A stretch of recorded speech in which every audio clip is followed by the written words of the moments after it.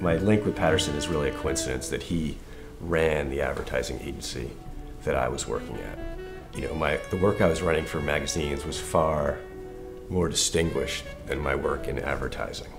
And Jim started to notice these articles. And he was just beginning his own career as a writer of thrillers. And eventually he had more ideas than he could write himself. And he one day walked into my office, closed the door behind him.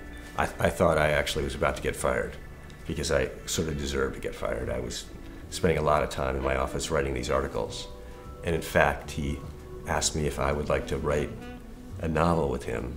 He had an idea for a golf novel, and within hours told him I would love to do it.